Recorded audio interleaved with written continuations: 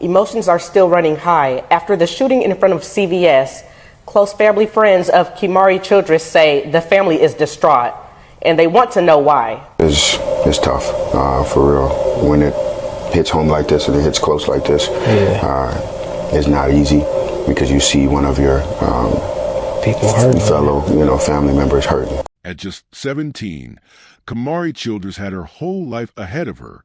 A recent high school graduate, she was focused on her job, her future, and a new relationship she had begun to share publicly. But what happened one afternoon outside her workplace would end it all in seconds. It started with posts on social media, photos, captions, and one particularly revealing screenshot. A conversation made public, a name not mentioned, but the message was clear to those who knew the situation. Her ex had seen it, and he wasn't taking it lightly. Behind the scenes, tensions were rising. The person on the other side of that post wasn't just watching, he was planning. Friends noticed strange behavior.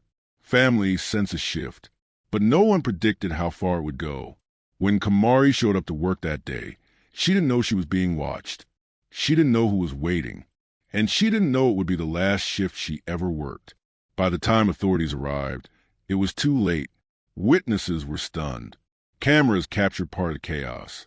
And investigators quickly began piecing together the chain of events that led to a fatal confrontation. Was it revenge? Was it jealousy? Or was it something much deeper, something no one expected? This is not just a story about a relationship gone wrong. It's about control, exposure, and the dangers of public conflict spilling into the real world. What happened in that parking lot raised serious questions about how young lives can unravel in the age of social media and how one decision can change everything. Stay with us as we break down the events, the investigation, and what led to a deadly encounter in broad daylight. If you enjoy real crime stories that uncover the truth, don't forget to subscribe. Your support helps us share real cases, spread awareness, and give a voice to those who can't speak for themselves. Before we begin, let us know in the comments, where are you watching from? And what are your thoughts as the story unfolds? Welcome to True Crime Uncovered, where we examine the cases that shake communities and expose what happens behind closed doors. Real stories, real people, real impact. Subscribe now and turn on notifications.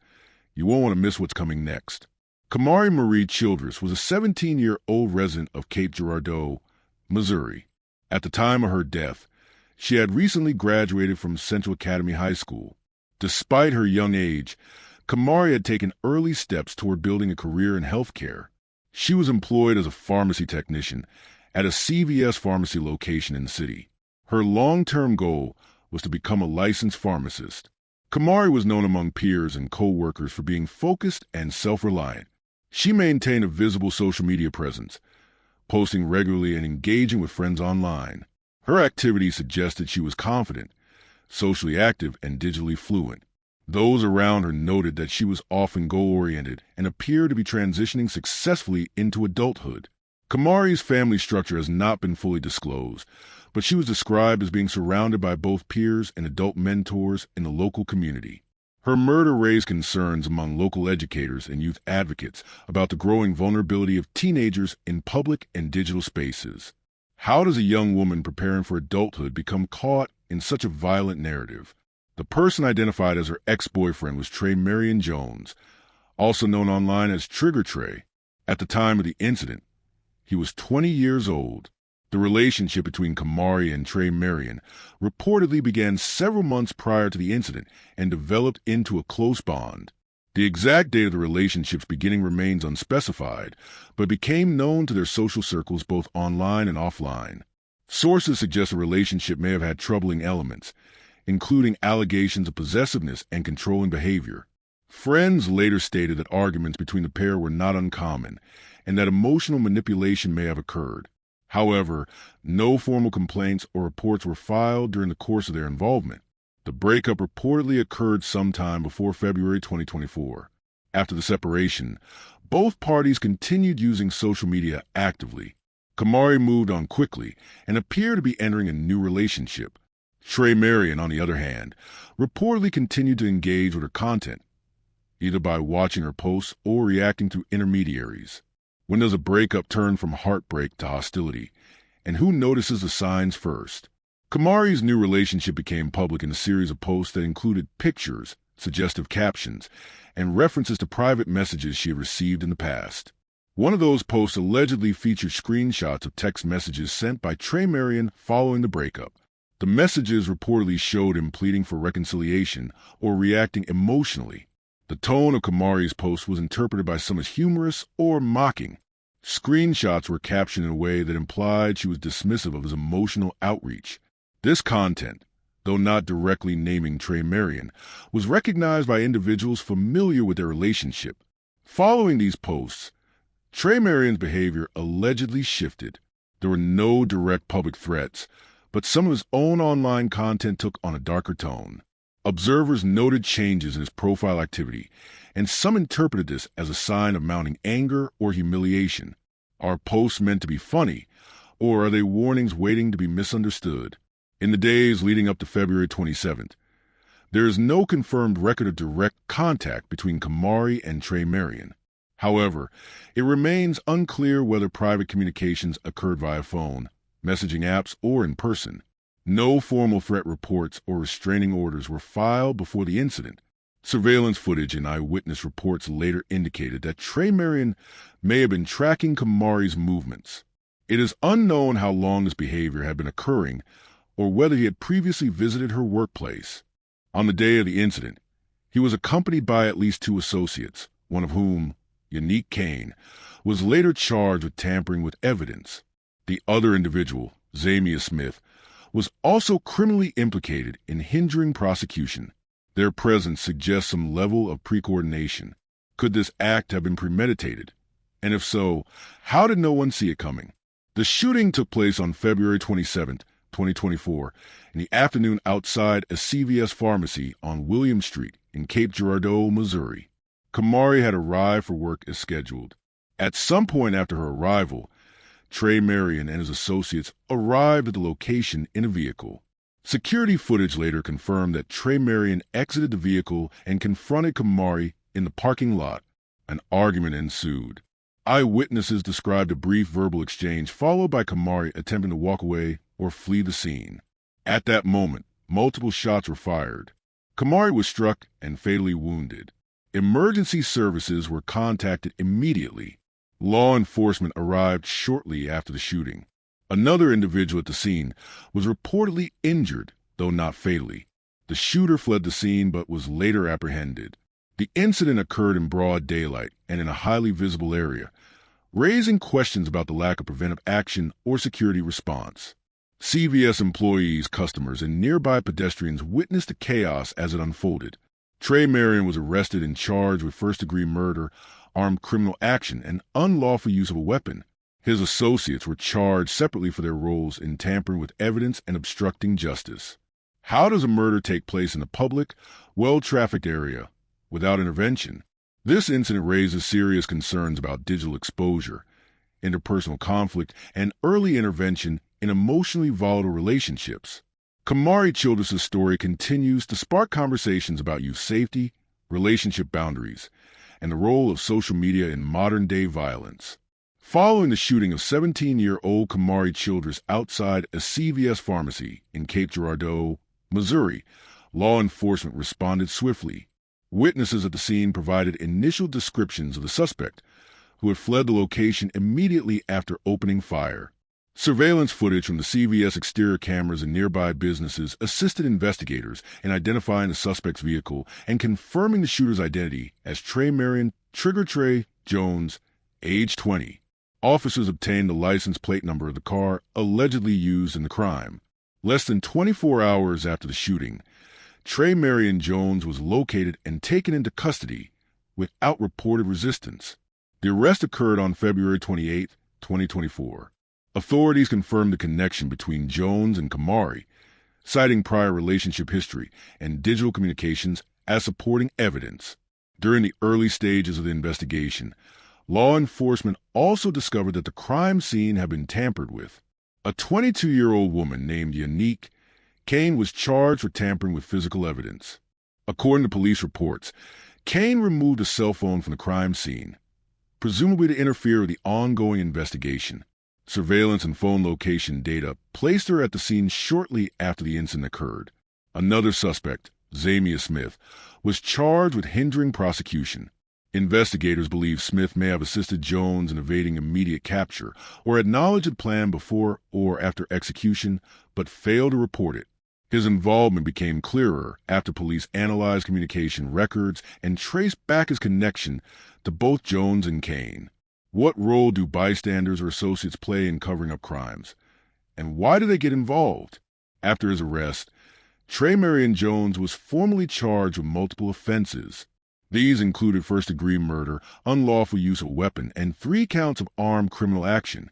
The charges were filed in Cape Girardeau County Circuit Court. Due to the severity of the crime, the court denied Jones bail. His initial court appearance occurred within days of his arrest, where he was read the charges and assigned a public defender. Preliminary hearings were held over the next several weeks to review the evidence, including digital evidence, eyewitness statements, and footage collected from the scene. The legal process involved multiple continuances, as prosecutors built a case based on the combined actions of Jones and the 2 alleged accomplices. In June 2024, Unique Kane accepted a plea deal and was sentenced for evidence tampering. Her cooperation reportedly provided further information about the timeline of events and Jones's movements after the shooting. Zamia Smith's case remains unresolved.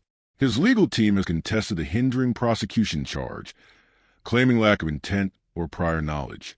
The trial has been postponed multiple times as new evidence continues to surface, particularly from ongoing forensic analysis of digital devices and social media logs. Jones's legal proceedings are ongoing. No final conviction has yet been reported, though all charges remain active. The prosecutor's office confirmed it is pursuing the case as premeditated, citing social media motives and witness statements regarding Jones's behavior before the shooting. Is justice a straight path, or does the presence of multiple suspects delay resolution? The investigation heavily relied on digital evidence. Kamari Childress had made several posts on social media referencing her new relationship. Screenshots of private messages, widely believed to involve Jones, were allegedly posted online, though the identities were not explicitly revealed. These posts were examined by detectives to determine motive and psychological state. Authorities obtained access to Kamari's social media accounts and communication apps. Timestamps revealed that she and Jones had little direct contact in the final hours leading to her death. However, Jones's activity showed frequent viewing of Kamari's posts and interactions with others regarding her. Surveillance footage from CVS and surrounding buildings offered clear visuals of the suspect vehicle arriving, individuals stepping out, and the confrontation that led to the shooting. The footage supported witness testimony and matched the vehicle found during Jones's arrest. Cell phone tower data and call logs traced a series of messages between Jones, Kane, and Smith. These records showed Kane's phone being present at or near the scene, and that Smith had exchanged messages with Jones earlier that day. A firearm matching the caliber of bullets recovered from the scene was later found in the search of a vehicle tied to the suspect. Ballistic tests confirmed the match. Police also recovered fingerprints on the weapon, which aligned with Jones's prints in the national database. In an age where everything is digital, how fast can police act before damage is irreversible? The murder of Kamari Childress shocked the Cape Girardeau community. On the 1-year anniversary of her death, a balloon release was organized by friends, family, and community leaders in Cape County Park South. The memorial served as both a tribute and a public call to action. Family members gave public statements urging young people to take signs of controlling behavior seriously and to avoid escalating conflict online. Her teachers and mentors remembered her as focused, hardworking, and determined to pursue a career in the healthcare field. School officials from Central Academy High School, where Kamari graduated, launched awareness discussions around teen dating violence, digital responsibility, and emotional risks associated with online confrontation. Local youth groups began community outreach programs targeting early intervention and healthy relationship education. City officials, responding to public concern, issued statements on increasing funding for mental health support, youth violence prevention, and community policing strategies. Media coverage remained high in the months following the shooting, especially due to the involvement of multiple defendants and the digital nature of the events leading up to the crime. The case was frequently referenced in conversations about social media's impact on interpersonal violence. Can community healing happen without accountability and systemic change? Trey Marion Jones, the accused, exhibited behavior patterns consistent with escalating emotional instability in the aftermath of his breakup with 17-year-old Kamari Childress. Witness reports and digital footprints point toward a mindset shaped by control, jealousy, and a perceived loss of status. Jealousy appeared to be the immediate emotional trigger. After Kamari began a new relationship and chose to share it publicly on her social media platforms, Jones reportedly grew increasingly agitated. She also posted screenshots of text messages, believed to be from him, exposing what's interpreted as his desperation and pleas for reconciliation. This digital exposure of private communication may have intensified the sense of betrayal and emasculation. Control is a recurring element in the timeline. Based on witness accounts and Kamari's posts, there's evidence that Jones struggled to accept the end of the relationship. The public revelation of his messages and her relationship updates may have been viewed by him not only as rejection, but as humiliation. These events intersect with characteristics commonly associated with possessiveness and toxic masculinity, where the individual views the other person not as an equal participant, but as something to be retained, controlled, or punished for perceived disrespect. Pride, damaged ego, and online validation likely factored into the motive. For some individuals, especially in certain social environments, public humiliation can outweigh private consequences. The fear of being seen as weak or rejected may drive impulsive, retaliatory actions designed to restore perceived dominance or reputation, especially when fueled by an audience on social platforms. At what point does emotional instability become a public threat? And who is responsible for noticing the signs or intervening before it turns violent? Following the fatal shooting that took place outside Kamari Childress' workplace on February 27, 2024, law enforcement initiated an immediate investigation, aided by eyewitness statements and surveillance footage. Trey Marion Jones was arrested the next day and formally charged with first-degree murder, 3 counts of armed criminal action, and unlawful use of a weapon. As of the latest public records, Jones remains in custody and is awaiting trial. There has been no official statement indicating a plea deal or sentencing outcome. The case continues through the legal process in Missouri's criminal justice system. Additional pretrial hearings have occurred, and the prosecution is expected to present evidence gathered from social media, cell phone records, and surveillance footage. 2 other individuals were implicated in the case. Yannick Kane, 22, was charged and later sentenced for tampering with physical evidence. According to prosecutors, Kane removed a phone from the crime scene after the shooting. He accepted a plea deal and received a reduced sentence in exchange for cooperating with investigators. Zamia Smith faces a charge of hindering prosecution. Smith's exact role has not been fully detailed in public records, but he is believed to have assisted the suspect either before or after the incident. As of now, Smith's case is still pending. The motive, while largely believed to center on jealousy and online humiliation, is still partially obscured. No formal confession has been released. Jones has not made a public statement clarifying whether the act was premeditated, emotionally reactive, or connected to other personal stressors. Without a trial verdict or confession, some aspect of his exact state of mind remain unknown. Kamari's death abruptly ended her future. Her professional goals, to become a pharmacist, were never fulfilled. Friends, teachers, and family have since used her name in community discussions around relationship safety and online behavior. Memorial events, including balloon releases and awareness campaigns, have taken place in her honor. This case exposes multiple patterns that can be observed in similar tragedies involving youth violence and toxic relationships. Firstly, the signs of possessiveness and escalating emotional instability were not hidden. They were documented online, shared in messages, and visible through changes in behavior. However, like many similar cases, these warnings were either missed or minimized. The normalization of jealous behavior, especially in young relationships, often prevents intervention before it becomes dangerous. Secondly, the role of social media cannot be overlooked. Kamari's decision to share private messages and details about her new relationship was within her rights, but it triggered a digital chain reaction. Exposure of private humiliation in a public forum can inflame someone already struggling with emotional regulation. Online audiences sometimes amplify the tension through likes, comments, and reactions, further escalating the situation.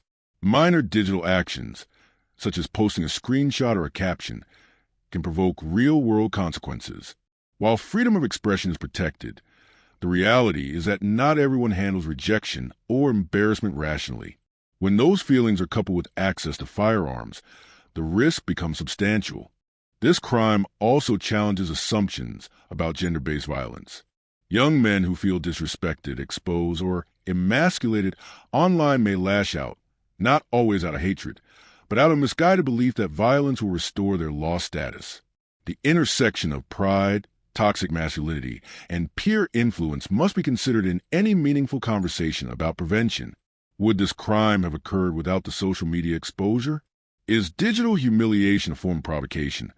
Or is violence never justified regardless of emotional impact? How many similar cases are ignored until it's too late? At what point should friends, schools, or family step in when a breakup turns into an online feud? The Kamari Childress case serves as a stark example of how quickly personal conflict can spiral into irreversible tragedy. It's a reminder that emotional warning signs, if not addressed early, can escalate into public violence. Social media may capture the story, but it's what happens offline, unnoticed, unchecked, and unspoken, that often determines the outcome. If you found this story as gripping and heartbreaking as we did, don't forget to like this video and share it with others. And if you want to hear more true crime stories that uncover the mysteries behind these tragic events, make sure to subscribe to our channel and turn on the notification bell. You won't want to miss our latest stories, updates, and discussions. Thank you for joining us on this journey to seek justice and explore the truth. Together, we can make a difference. Until next time, stay safe and stay aware.